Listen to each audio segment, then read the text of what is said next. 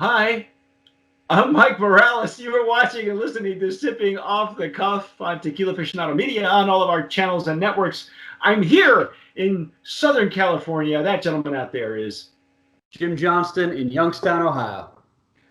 Jim and I have had the distinction of being the first outside of the state of Ohio, and probably one of the first, to dissect and distill down the information in the notes from Western Reserve distillers. And this, ladies and gentlemen, is the first that I know of USDA certified organic agave spirit in the country. And Jim and I flipped over the Blanco. It is a Brand of Promise nominee. Yep. The gentleman who owns this distiller, Western Reserve, his name is Kevin Thomas, and I spoke to him on the phone, and he says that that he is much more happier with his Reposado. This is a Reposado that's did he tell me how long it says? Probably just 6 months or 8 months. This looks like it does not say. I would imagine 6, but okay. I will find out for sure, but it's anywhere from 6 to 8 months. Okay, I would say for 6 months it's pretty dark. You can see we nominated it also as a Brand of Promise in the packaging category. I think it's very unique bottles. It's got a beautiful etched wood top on it, and we have bubbles. It looks like a snow globe. Yeah. And it's kind of got that old vodka look to it too. You know, the vodka, the see-through vodka panel, you could see through it. In fact, you could, if you look at the back of it, you can kind of see the there's like a compass marks on the back of the label. I guess that's just part of the graphic. But so Western Reserve, I'm actually sitting in the Western Reserve, where I was born and grew up. Poland, Ohio, was the first township in this part of the country that was settled in the 1700s by the Connecticut Western Reserve. It's where they got the name. If I drive 800 yards that way, I'm on Western Reserve Road. So it's a big name here. I think the compass symbol is because that was they sent a bunch of guys in three-cornered hats out here to survey the land and put it all through there. But well, I just love the logo. I like that they have the raised lettering on it. It's a really cool bottle. And my understanding is, I guess he is getting these bottles from Mexico, which is really unique. Apparently, this is hand-blown glass, I think. It could be. I don't know. I don't know much about the process. I didn't ask him a whole lot because I asked him more questions about how he makes this agave spirit. So, possibly not. I don't know. If you didn't watch the Blanco version, maybe you're just a Reposado guy. We're going to taste this first, and then we're going to tell you all about the process. I'm going to use a Glencairn. Because just in deference to the bourbon that he's barreling his own agave spirit in, and chances are it's his own barrels as well. Jim, you told me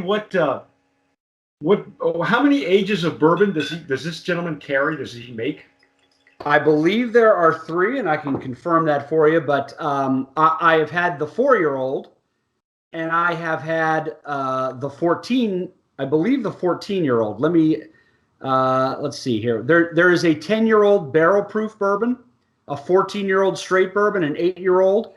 There's a 12-year-old Kentucky straight, a 6-year-old rye. He's got quite a bit on there, but the 14-year-old is phenomenal, and really just. I mean, obviously aged for quite some time, but the bourbon itself is good. The 4-year-old's a little young for me in my taste profile for a bourbon, but the 8-year-old is really nice to sip on, and the 14-year-old is phenomenal. And like you said, I imagine he's using his own bourbon barrels to do this, because those are first-run bourbon barrels, and the used ones are probably what is being used to age this Reposado. And if there's any notes of any of the 8 or the 14-year-old on this, I think it'll be good. you're gonna fall over and die, right? This is outside of the bottle, it's actually a kind of a pale straw, maybe a little darker than that, but it's not. So I would say maybe just 6 months. Yeah, the light hits a little bit more when it's outside the bottle with that little globe, but yeah, it doesn't pick up a Oh, ton of color. nice legs and tears though. Oh yeah, Oh wow, yeah, this one's a bit more runny than the Blanco. The yeah. I Blanco said the really Blanco just had good grip. yeah, that Blanco really was substantial. This one is nice legs and tears. It's pretty to look at. Yeah, buddy. Now what are we getting on the nose here? Oh, A the little bit more. barrel. There's a lot. There's more alcohol, Oh wow. and that baked spice of the bourbon barrel starts to come in a little bit with that sweetness that came from the Blanco. I'm getting more of the Blanco, which is really odd because I would think that the barrel would be more prominent for me, but maybe it will once it opens up. I don't know. Well, and I think the alcohol that's coming through is, I mean, this is almost, first of all, you've got char that's going to come through this, that's going to give it a little bit more of that tannic, concentrated tannic alcohol that comes through. But it's got that little bit of baking spice that's blended in with the sweetness. It's very, again, it's pleasant. It's strong and it's there, but it's pleasant. It's not overwhelming, and it's not.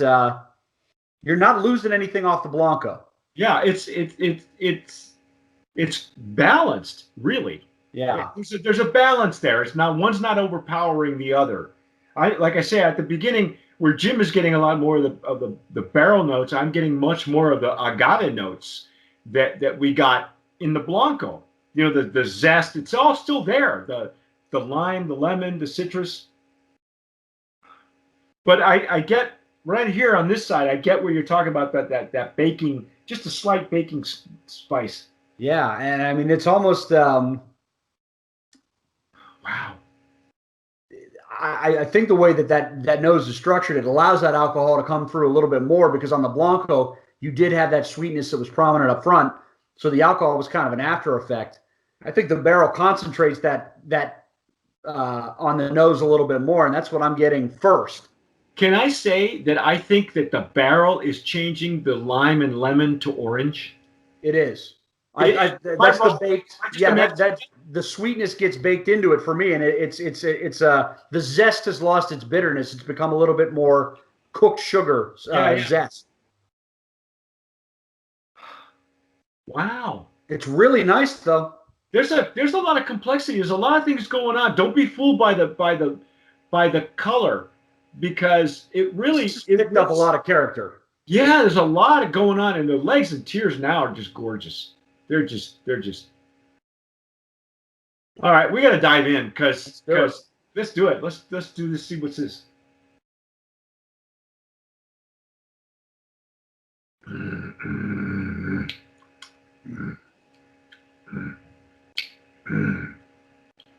Oh my.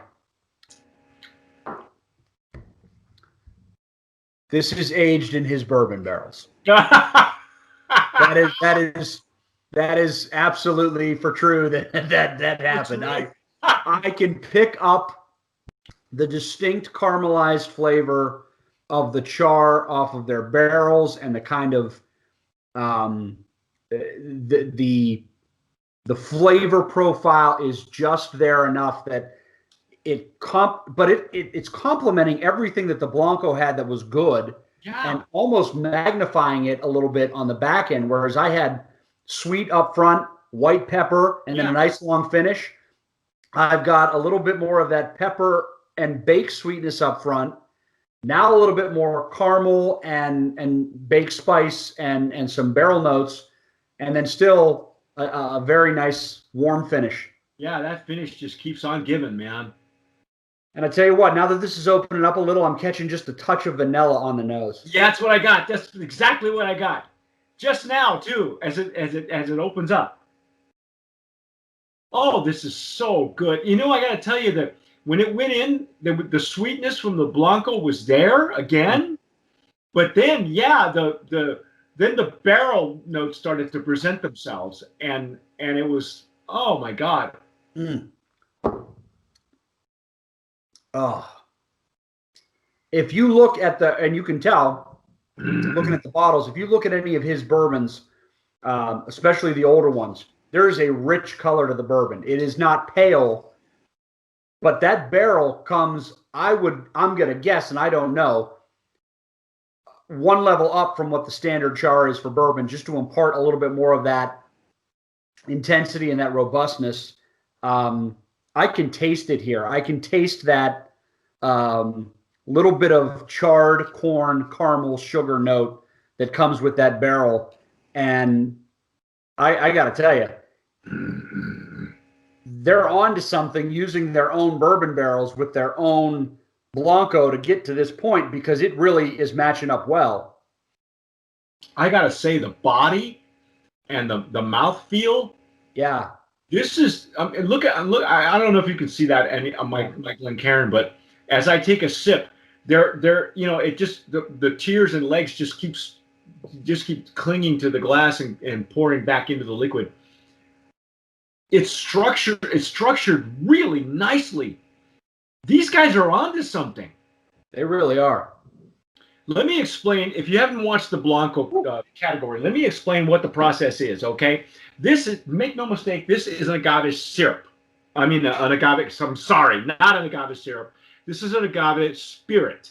Okay, it is a USDA certified organic agave spirit. Everything that Kevin Thomas makes from Western Reserve Distillers is organic, and this is how this works.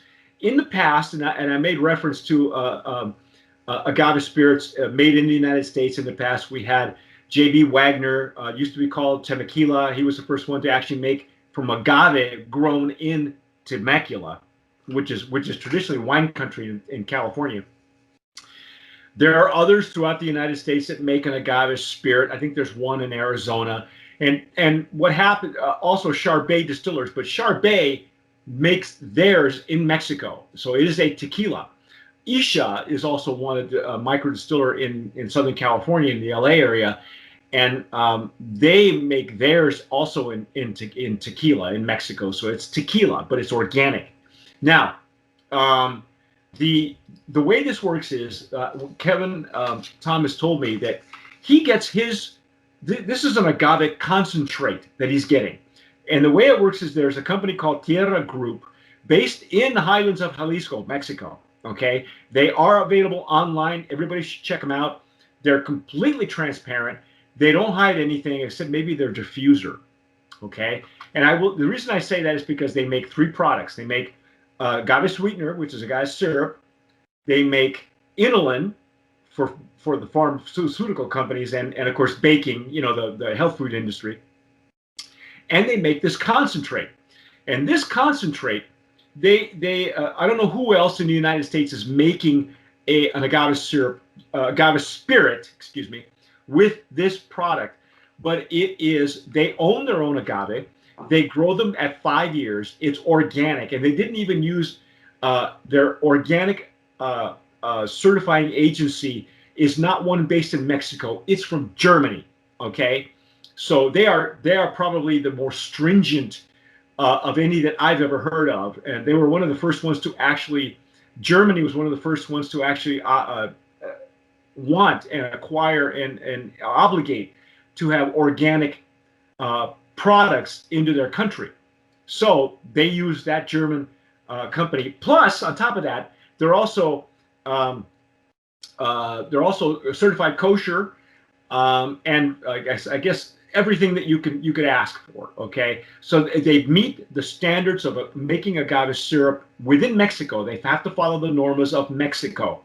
So in order to operate there, they have to meet those standards, and then they go above that to produce this concentrate. And it comes in gallons and tubs, and it comes in like these crates, these like a half pallet stuff that's got to be trucked over, right? So this is what Kevin Thomas is using. It's an agave concentrate that, in order for it to be organic, we know that they can't use acid for the diffuser. They have to use the hot water. They have to go that route. So it's a diffuser that we know that is not, or at least this process is not using the acid. They're using hot water. They can't do it otherwise. Okay, so in order to get this concentrate, and that's what goes through Kevin's fermentation process, his distilling process, and his barreling and bottling. Okay, so it's everything that a tequila would be, except not made in tequila. Okay, so it's probably the purest, truest version of what an agave spirit could be outside of growing his own plants or sourcing them from Lake Elsinore, Temecula, or Arizona, or someplace else. And he told me, he confessed, yeah, it's a little bit more expensive, but it's a way better product. And he's so proud of this. He loved it. He says, I am a big fan of my Reposado, and I can see why. So I am too. So let's just go that route and go. This is a Brand of Promise nominee in the U.S. agave spirit category. I think this is to blaze that trail and to be. He just opened up another category for us as Tequila Aficionado, because we have agave spirits. We've had them in 2020, 2019, and 2018, but now 2019, the United States finally has a true, valid agave spirit of its own that can, I agree with me or not, I think it stand up to what's on the shelf now. I think it's better than some of the stuff that we've had on the shelf. It's the price point, and I know you asked me this in the Blanco, and we were having trouble finding, and here's why. I go to my trusty Ohio Board of Liquor Control website to see what's on the shelf and what the price point is. They list this as a cordial. They do not list this under tequila. They list it as a cordial. I don't know why.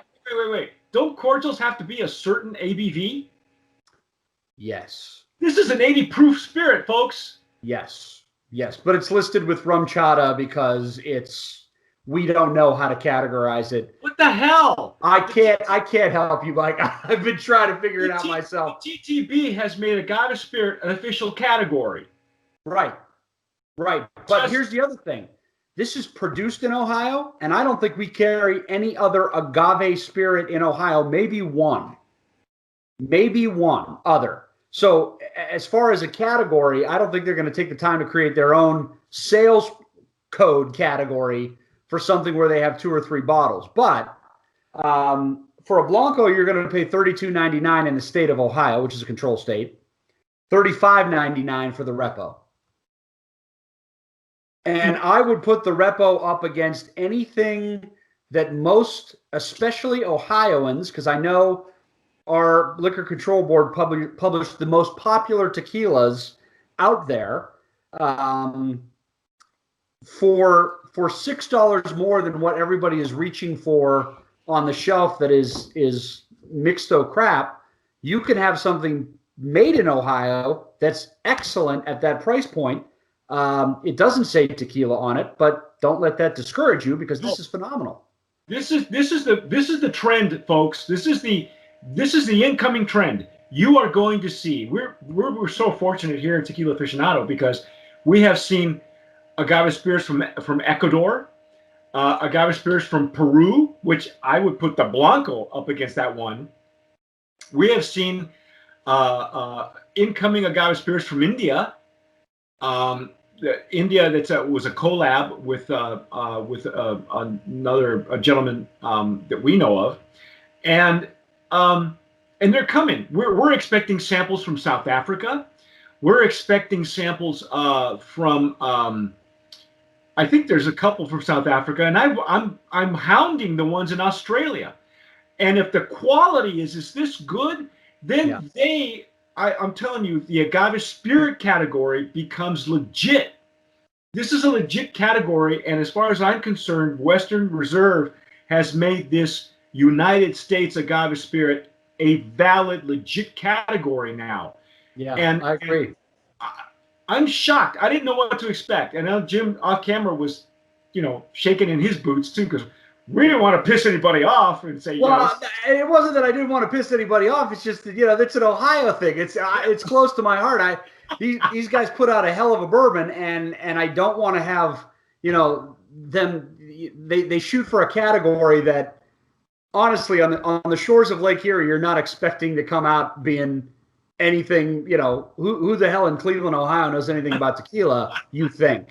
Except it turns out that they really took the time, process wise, to not just get something where they could say we're in the agave spirit category because we source this syrup, we use it, and it's as good as you can get outside.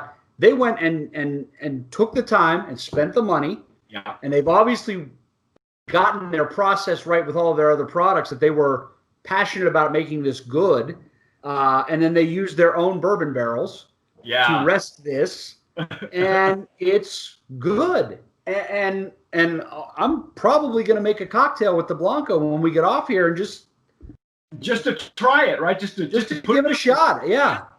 I mentioned in the Blanco category. I don't know if I mentioned it online or not, but I think it stand up to a tequila and soda. I think a Paloma would be refreshing. It's as good, if not better, than some of the stuff that we've gotten here at Tequila Aficionado. I love this stuff. As you were talking, I kept smelling it. You get the vanilla notes, and then on the next pass, you get some of the citrus, the orange notes. This thing, I tell you what. Okay, my last question to you before we sign off: would we pair this with a cigar?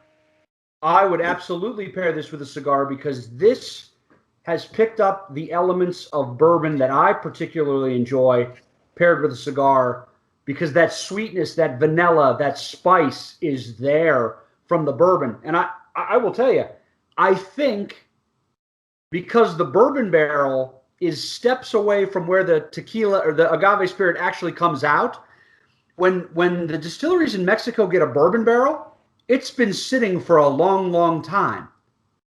This has got a little bit more of that fresh expression of the bourbon that has been in the barrel on the flavor profile for me.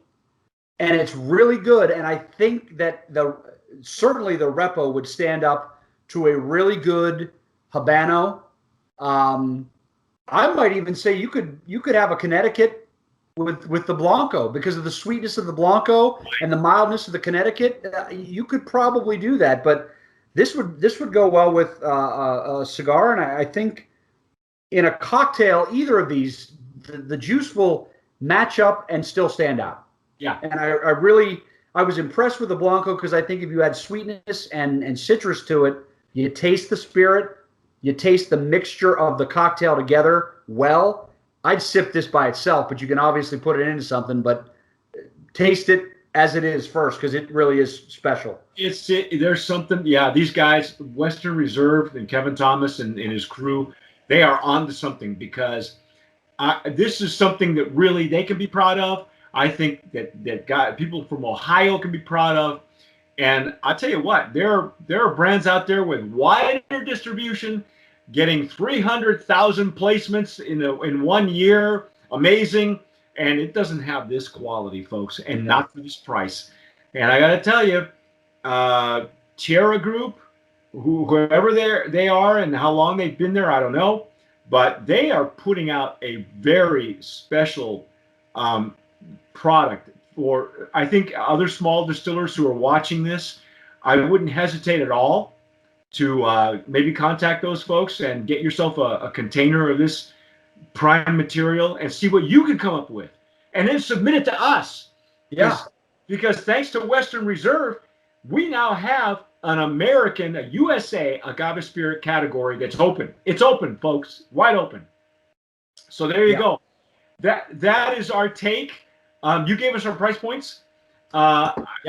Geez, I'd say back up the truck and buy all you can. I can finally do that. This is the first thing you said where I could back the truck up. It's down the street. I mean, you know what? Okay, Kevin Thomas, if you're watching this, and I know you will be, I want to see an añejo. All you have to do is age it for 1 year, bro. That's it. Just give me a 1 year añejo. You don't even have to go any further than that. Don't even worry about aging anything longer than that. The extra añejos. Don't even bother with that category. Don't bother with cristalinos. Don't try to filter it out. No. Give me an añejo between 1 year and 3 years, and I'm your biggest fan. Yeah. and I'm not entirely sure when this video is going to come out. The Browns are in the playoffs, so there's two things in Cleveland we are proud of right now. This distillery and the Cleveland Browns. But I think if we happen to make it further than anyone expected, he should throw some juice in the barrels right around the Super Bowl, and next year we'll crack it open. Oh, my God. Well, I've asked Jim to follow up with Western Reserve. Maybe he can take some time and interview Kevin and just check out the distillery and, film it. Short trip for me, yeah. Yeah, and that would be really cool to piece that up on Tequila Aficionado and find out more about, because I think he's blazing a trail, folks. This is it. That's our take on Western Reserve Agave Spirit Reposado. Go find it if you can get it. For those of you who are diehard purists like we are, like I am, you are not going to fall short, okay? You would put this up blind against some of the real tequilas with the names, and this is stand up. So there you go. That's our take on Western Reserve. I'm Mike Morales here in Southern California. That gentleman out there is Jim Johnston in the Western Reserve of Ohio. You have been watching and listening to Sipping Off the Cuff on Tequila Aficionado Media on all of our channels. If you're watching us on YouTube, please subscribe, hit the notification bell every time that we bring up a new video. You will be notified on your hot little cell phone. If you're listening to us on podcasting, anywhere where you get your podcasts, please subscribe there as well, like Spotify and iTunes. And whatever you do, tomar sabiamente. Sip wisely.